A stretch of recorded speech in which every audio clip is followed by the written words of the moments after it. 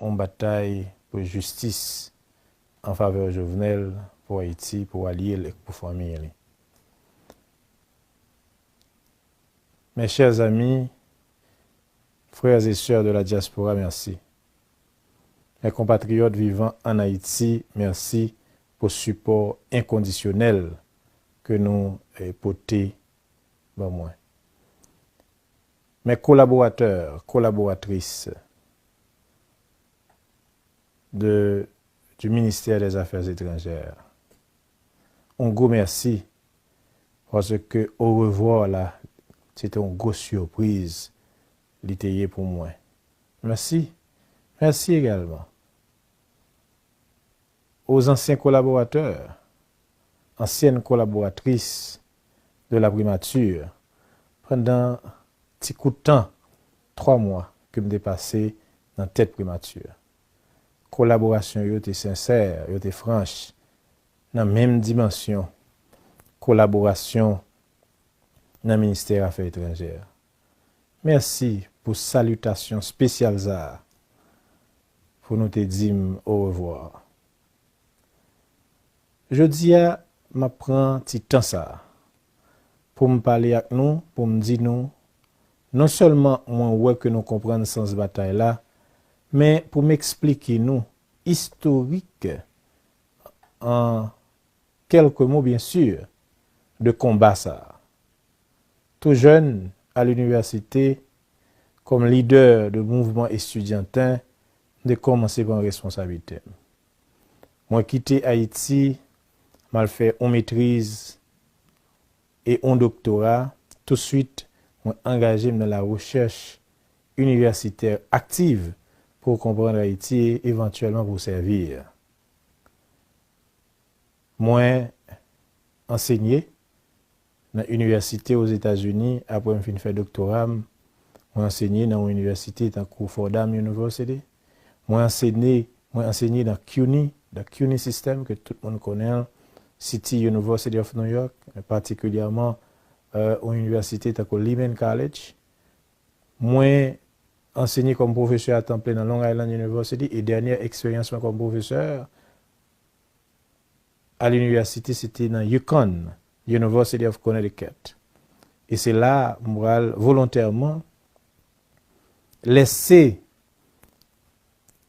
l'université, l'enseignement pour me répondre à l'appel pour me servir à Haïti. Comme ambassadeur d'abord agréé en Argentine, mais effectivement comme chargé d'affaires en Espagne. Et en Espagne, l'Université d'État d'Haïti peut témoigner de travail que ont été réalisé dans matière collaboration, dans le domaine alors coopération universitaire, permettre que des étudiants haïtiens à étudier en Espagne, permettre que gagner une collaboration, nous sommes capables de dire une coopération universitaire qui est très active.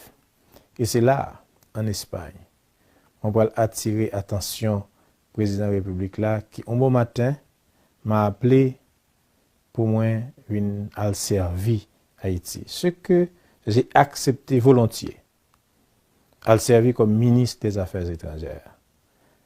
Arrivé à la tête de la chancellerie haïtienne, à partir de l'instruction président, j'ai décidé de travailler à la modernisation de la diplomatie haïtienne. Moi, commencé le travail à rajeunir d'abord cette diplomatie, sans entrer dans un conflit intergénérationnel, mais c'était un fait. Et diplomatie altechita sur la croyance dans la jeunesse comme salut pour Haïti. Et c'est effectivement dans ce sens-là, nous permettre à de jeunes cadres du ministère, mais particulièrement dans les services centraux de laisser Haïti, c'est-à-dire que transférer des services centraux pour aller servir le pays ailleurs, dans les services externes. Il y a au nombre d'environ 40. C'est un événement inédit dans les annales de la diplomatie haïtienne que un nombre si significatif de jeunes cadres quittent le ministère pour y aller dans la diplomatie à l'étranger, ailleurs, à l'étranger, pour y aller servir, dans les services externes. Ils n'ont pas été parrainés par un quelconque politicien, un sénateur, un député. Ils ont été choisis sur une base concours méritoire qui permettent que, sous plusieurs autres, c'est eux qui choisissent. Ce que je vais dire à ces jeunes qui me regardent maintenant, soyez fiers de vous-même. Parce que tout simplement, vous n'avez pas été parrainé par un député, un sénateur, un politicien quelconque.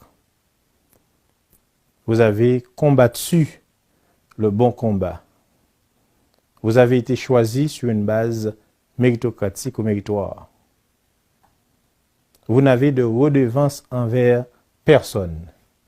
Soyez fiers et je suis fier de vous, chers cadres du ministère des Affaires étrangères, qui sont présentement dans les services externes. Et témoignage arrivé, jeune moi. Chef de poste, chef mission, yo fait en pile éloge de capacité nous. Et ça fait me fier, puisque moi permettre que et collaborateurs dans le ministère là avec moi permettre que nous réaliser exploit ça qui était marqué à jamais dans l'histoire de la diplomatie haïtienne. Il y a un autre aspect important dans la modernisation de la diplomatie haïtienne, c'était une diplomatie d'action axée sur la défense des intérêts supérieurs de la nation et également le respect d'Haïti sur la scène internationale. Évidemment, nous connaissons mes positions publiques chaque fois que gagnent des amis Haïti qui gagnent un regard condescendant sur Haïtiens et sur le pays. Donc, engagement dans la diplomatie, engagement pour le respect, par exemple, du mandat constitutionnel d'un président, tout le monde te connaît comment ta bataille. Président de la République là, pendant que le ministre des Affaires étrangères fait appel à moi pour me combler un vide. Étant donné que le PM d'alors a démissionné pour convenance personnelle, le président Relem pour moi accompagner pour devenir premier ministre ad intérim. Ce que encore j'ai accepté volontiers. Pendant 3 mois, bon côté président, mon été soudé et comprendre sens combat. Et nous te baillons tête nos missions, mais particulièrement pour m'accompagner pour le premier ministre définitif qui pourra assurer pour former un gouvernement d'union nationale. Effectivement, au début du mois de juillet, le président de la République a fait choix d'un premier ministre. Malheureusement, quelques heures après, le président est assassiné. Comme premier ministre en fonction, moi, exercer un leadership que en pile monde dans la société et presque de façon unanime applaudi dans les 62 heures qui suivent l'assassinat tragique du président de la République.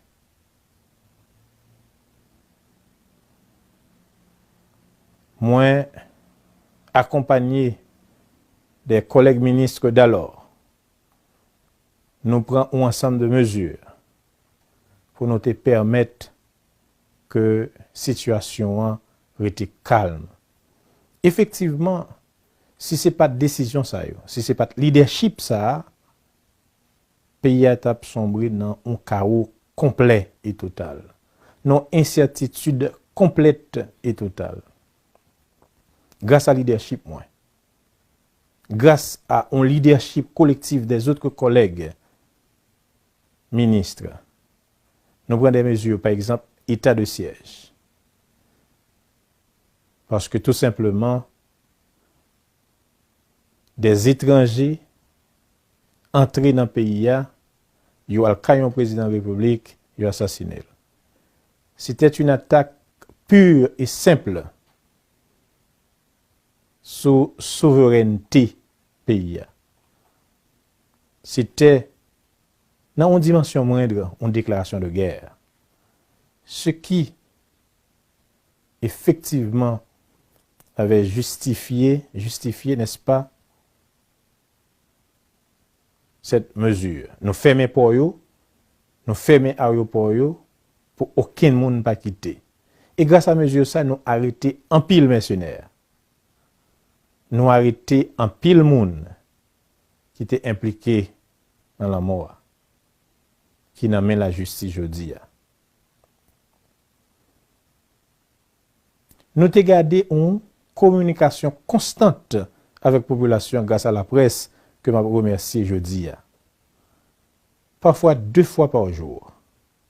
La police était sans repos parce que presque 3 fois par jour, nous organisons des CSPN. Parce que nous devons comprendre ce qui passe. Et c'est grâce à mesure ça, c'est grâce à action ça, c'est grâce à activité ça qui fait enquête l'arrivée côté lié jeudi. Même si il y a un pile monde qui a dit et moi entendil que enquête la bloquée.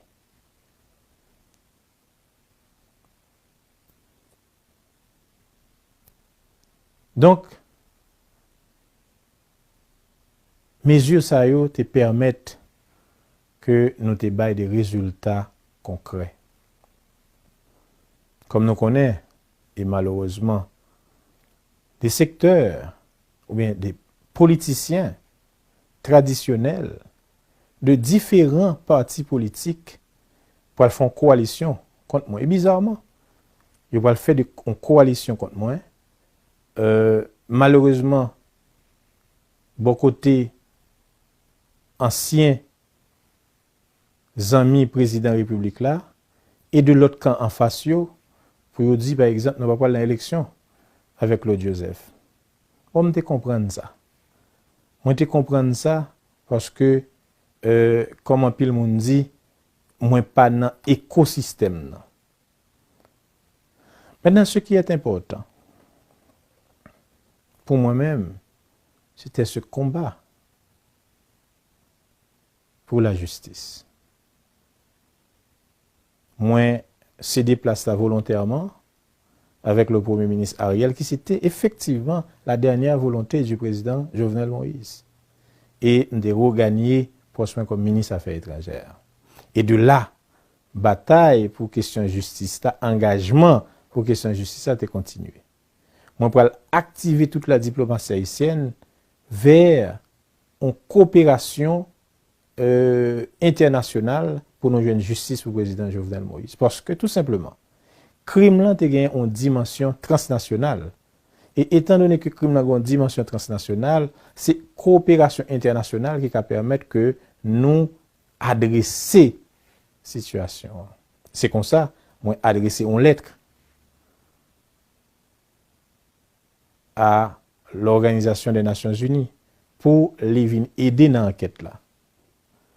Bon, par contre, ça va le passer après, mais moi-même, je fais travail ça.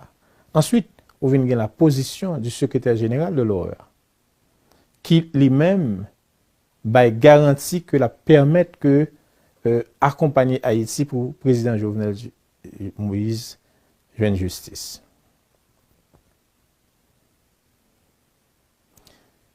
Écoutez,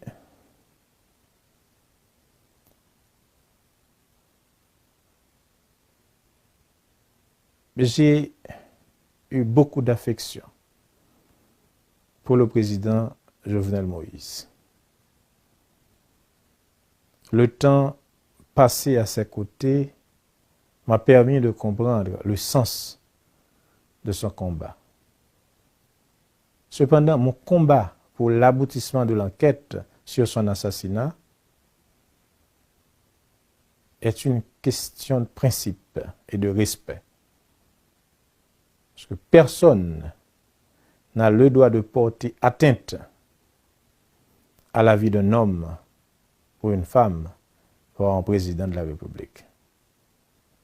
Et c'est ce principe ça qui guidait l'engagement pour me jouer une justice pour le président Jovenel Moïse.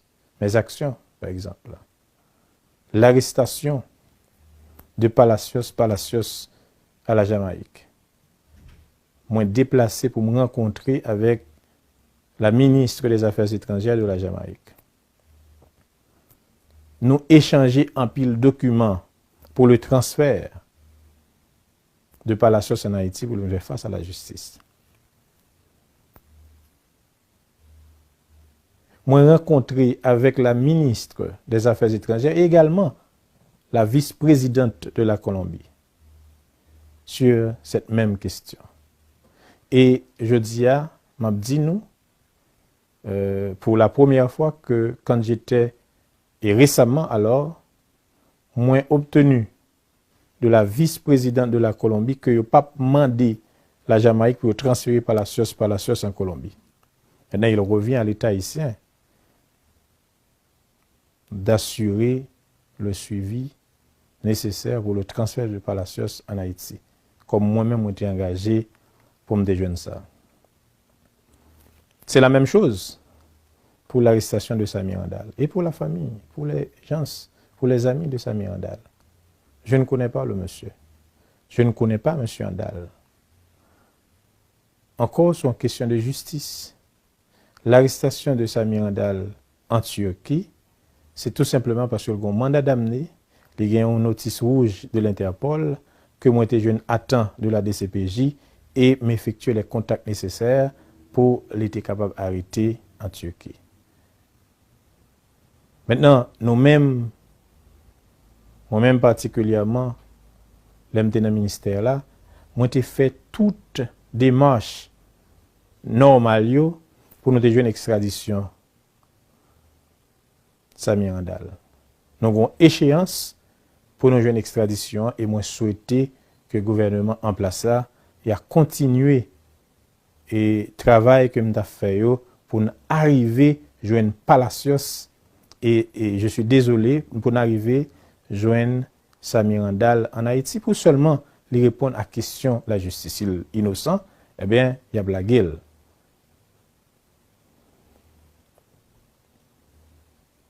Donc, ça c'est mon engagement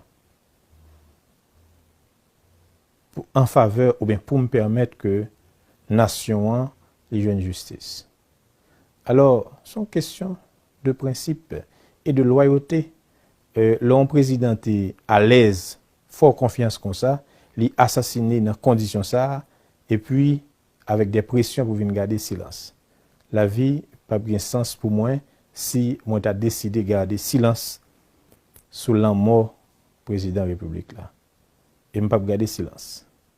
Je vais avancer et engagement pour le jeune justice à continuer. Maintenant, on veut parler de engagement, particulièrement par rapport à la République dominicaine. Écoutez, comme chancelier, j'ai nourri d'excellents rapports avec les partenaires d'Haïti, incluant la République dominicaine. Je n'ai jamais cherché ni souhaité en conflit avec la République dominicaine. Cependant,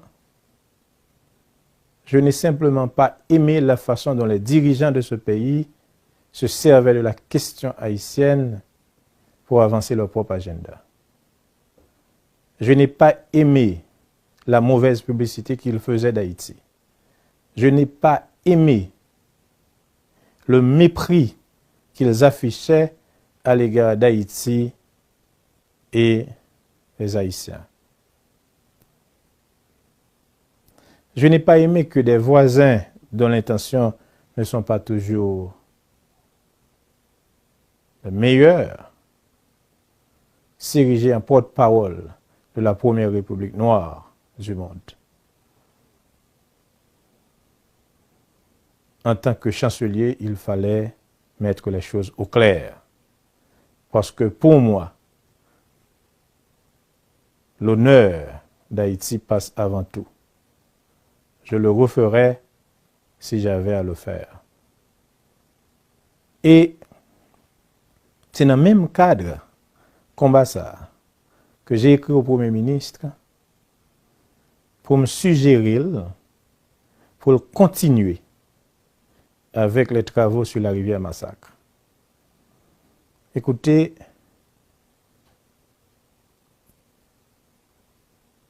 qu'il y ait de injonction de la République dominicaine pour nous camper travail ça à plusieurs reprises.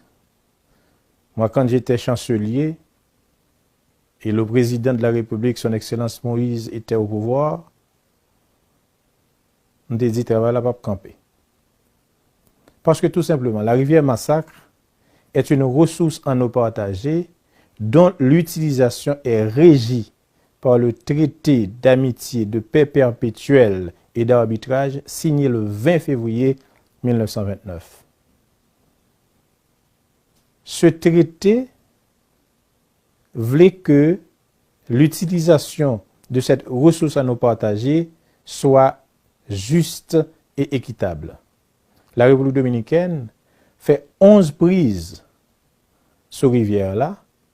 Nous-mêmes, c'est la première prise qu'on a fait sur rivière-là. Et prise ça, qui c'est un canal d'irrigation, la permet que nous irriguer 3000 hectares de terre dans la bas plaine de Maribaou que paysans yo accueillis avec un peu d'enthousiasme parce que la permet que yo réduit dépendance par rapport à la République dominicaine dans sa gain pour avec production agricole. La permet que augmenter production agricole dans la zone là. Prétexte là, c'est que ultranationalistes dominicains ont dit que c'est une rivière exclusivement dominicaine. C'est faux. Si c'est vrai que rivière Massacre là, il prend naissance en République dominicaine, mais il faut nous dire le grand affluent c'est de rivière et Haïti qui nous est capable de dire qui baille en pile j'arrête sauver Moussa comme ça avec rivière là. Donc c'est son rivière qui nous est capable de serpenter la République dominicaine et Haïti. Il est entré le sorti. Travail qu'on a fait, la fête sous partie haïtienne. Il n'est pas fait sous partie dominicaine. Et l'autre malentendu qui est alimenté par les ultranationalistes dominicains voulait faire croire que l'utilisation canal ça l'a réduit considérablement le débit de la rivière ou bien l'accès aux eaux de la rivière. Et ça, c'est archi faux. Parce que le travail pas nous en a fait sur la rivière là, il nécessitait tout simplement 1,3 mètres cubes d'eau par seconde qui équivaut à 20,33% de débit moyen annuel rivière là. Et même si nous arrivons à 3 mètres cubes d'eau par seconde, qui équivaut à 40,65% de débit moyen fleuve là, il tape encore inférieur à sa République dominicaine prend sur rivière là. Il faut m'ajouter que 70% terre agricole en République dominicaine qui est arrosée par rivière là et en amont canal là. Tout ceci pour me dire nous que explication que y a bayo pour faire injonction à Haïti pour camper rivière là, c'est faux. Donc le gouvernement haïtien n'a pas à suspendre ou bien camper un travail sous territoire, sous injonction d'un pays voisin. Donc c'était ma position sur la question. Et jeune, il est moins jeune qu'à côté de jeudi. Ça que m'ka dit nous, les n'a servi l'État, ayez toujours le courage de vos convictions. Ne cédez pas aux pressions, aux petits avantages, aux petits privilèges. Sachez qu'il faut mettre Haïti avant tout et l'honneur du pays passe avant tout. Moi souhaité en quelques mots, moi expliquer sens engagement. Écoutez, moi comme ministre des Affaires étrangères, ancien ministre des Affaires étrangères, je dois vous dire que je pars avec le cœur léger et le sentiment du devoir accompli. Aujourd'hui, j'ai retrouvé ma liberté de pensée et d'action pour pouvoir réfléchir sur Haïti et dire clairement ce que je souhaite pour mon pays. N'étant plus lié par un quelconque solidarité gouvernementale ou un devoir de réserve, je m'engage à contribuer avec vous, chers amis, frères et sœurs haïtiens, haïtiennes, à l'émergence d'une Haïti à la hauteur de son histoire. Je vais me battre à vos côtés pour sortir Haïti de ce marasme. Cependant, je ne vais pas me contenter de critiquer à la mode de l'opposition traditionnelle haïtienne, mais je vais également proposer des propositions. Je vais également travailler, n'est-ce pas, sur des propositions claires aux problèmes de l'heure et les moyens de les résoudre.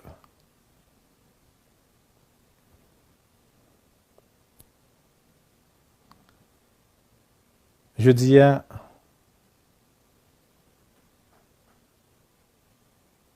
gagner un vide. Gagner un vide parce que en pile parti qui était dans l'opposition, ou bien plus fort, rejoindre le pouvoir. Donc, un vide parce que la démocratie, du moins un élément essentiel de la démocratie, c'est l'opposition. Et c'est pourquoi je m'engage avec vous à combler ce vide. Pas pour faire échec à un pouvoir ou à un gouvernement, mais pour aider le pays, pour aider les jeunes, pour sortir le pays de cette impasse que le trouve depuis bien longtemps. Connaît pas facile. Mais ça nous tous connaît. Pendant 20 mois, nous passé ensemble, nous avons regardé qu'a fonctionné, nous connaissons Ti Claude Papechay. On nous travaille ensemble pour nous faire respecter Haïti. On nous travaille ensemble pour nous faire une justice pour le président Jovenel Moïse. Parce que c'est